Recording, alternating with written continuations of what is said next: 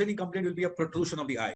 So you need to avoid using the word proptosis. Always avoid a technical term like diplopia or proptosis, okay, or amaurosis, which are all basically technical terms. You better tell in the patient's own words. If you do not have a substitution, it's fine. You can use a double vision instead of diplopia, like protrusion of instead of proptosis. Many a times they may have pain. So you should understand a patient, a proptosis with pain goes more in terms of inflammation and infections, or maybe a malignant neoplasm. Normally, slow growing benign tumors normally do not cause pain, at least in the initial part. Pain actually means infiltration of nerves and, okay, creating a space problem. Double vision, if the nerves are infiltrated, if the muscles are infiltrated, then normally you have a diplopia problem. Okay, or if the muscle themselves are involved, like in case of thyroid eye disease, then you will have a double vision. So double vision can be an associated thing. So when you have a double vision, you can be pretty sure that what you may be actually dealing with. And the very important thing is the vision problem. See, in vision problem, optic nerve involvement or compression by tumors, again, infections, inflammations, or malignancies, or you can even have loss of vision because of the proptosis causing an exposure or causing a kind of corneal problem, giving rise to a corneal scar or a corneal infection can also look. So these are the things that you should be actually, and if you see the presenting illness, see, the proptosis normally should be, presented in this particular fashion. Duration, that is very important. How did it start? How did it progress? A slow growing tumor, more suggestive of a benign tumor. Fast growing can be malignancy, again, inflammations. Unilateral or bilateral. Again, lot of ladies fall out if it is a bilateral condition. It is sudden or insidious. And how it progresses, and sometimes you can have an intermittent or a constant proptosis. Certain proptosis may disappear sometimes, especially with orbital varices. Or does it vary with posture, cough, straining, Valsalva associated, any aggravating, relieving factors? So these are certain rare things that you should always keep in mind, which may be asked in the exam. So pain again I told you, can have all these features. Whereas diplopia is something that you should know, but when did it start in relation to proptosis? Did it start together or a little later? Again, a monocular, normally it will be a binocular diplopia. Horizontal or vertical, depends on what muscles are normally involved. And where does this diplopia actually, is maximum, whether to right, left, as Dr. Deepti suggested. It can also give you an idea about the involvement of the muscle. And vision loss, I told you, again, it could be usually because of an optic nerve involvement and rarely because of the corneal involvement. So other relevant history that you should be actually looking into is like a ptosis. So you have a lid retraction. There are some lid signs in certain situations, more suggestive of thyroid eye disease. You may have an exposure keratitis related to the associated symptoms like redness, watering, photophobia, and even blurring of vision. So all these things like history of trauma, focal sepsis, like you may have an acute proptosis probably because of a cavernous sinus thrombosis, so or an orbital cellulitis. So these are the things that you should actually keep in mind, though you don't get those cases in the exam. Let us say if this is the person whom we are actually, this is the case that you get in the exam. So what are the patient particulars? You should tell the age and where he's hailing from. And the chief complaints obviously will be the protrusion of both eyes since 1 year. So it's quite a history of 1 year. And he's complaining of double visions probably from the same time.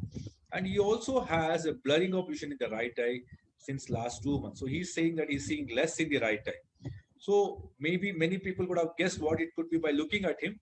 So he was asymptomatic 1 year ago. Then he developed a gradual proptosis, which progressed to this level. There are no postural variations, cough or staining doesn't change the degree of proptosis. There are no aggravating or relieving factors.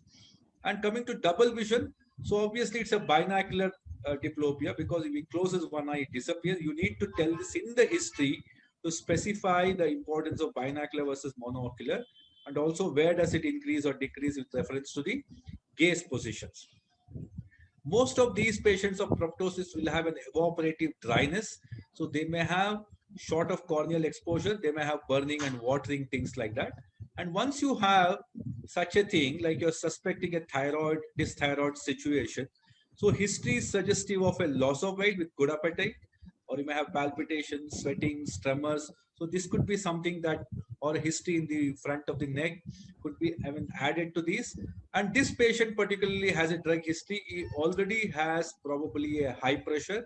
So he's on anti-glaucoma medications and also, topical artificial tears. So history of past history, many of them can be diabetic. There are many immunological conditions can coexist with thyroid. So he's a known case of hyperthyroidism for 4 years. So this is a very standard classical situation, already on anti-thyroid drugs, no hypertension and no significant surgical history. Personal history is very important, that he is a smoker, because smoking again is a predisposing factor for a thyroid eye disease. So this is something that you need to complete the thing. And general physical examination, again in thyroid, if you have sufficient time, probably these are all important that you need to go, especially at least you should have some idea about his pulse rate, okay, in terms of CVS.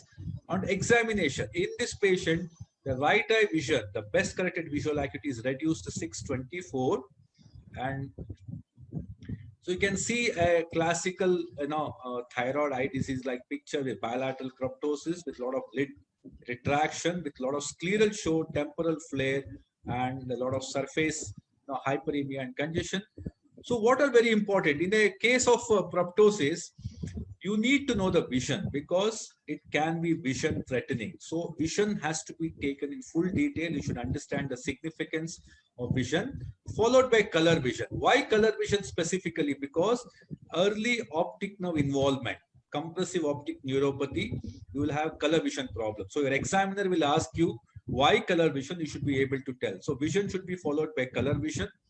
Then you look at the proptosis, inspection and palpation, unilateral, bilateral, whether it's axial, abaxial. So this is something that you need to make a distinction, because you cannot just jump into conclusion that it is thyroid. You may be having a space occupying lesion. So that in the orbit. So you need to RAPD. Maybe in this case, because there is an element suspicious of compressive optic neuropathy, patient has lost vision in the right eye. So you need to look at the RAPD, which is very important sign, a very objective sign of optic nerve compression. Then inflammatory signs. So you may have a thyroid eye disease patient at different levels of the natural course of the disease. Patient may be an active case with a lot of inflammatory signs, hyperemia, congestion, temporal flare. Normally you have, okay, congestion and congested vessels, especially on the insertion of the extraocular muscles, which is very classical for thyroid eye disease. You will have lid sign. This is something very, very ubiquitous. It's a quintessential part of your thyroid eye disease discussion. Every examiner will definitely ask you the lid signs and the so-called the famous named signs in thyroid. At least you should be familiar with top 10 eye signs in thyroid eye disease. Movements are very important. The movements, as Dr. Deepti alluded, you should be able to put in the movements, where is the restriction and what movements are free. Finger insinuation, obviously you need to see, and is there no any palpable mass. Don't assume it to be thyroid, so you need to actually feel for the mass. Retropulsion test. See, normally the orbit is laden with a lot of glucosaminoglycans, which are water laden. You have a lot of adipose tissue, so there is a lot of pressure in the orbit.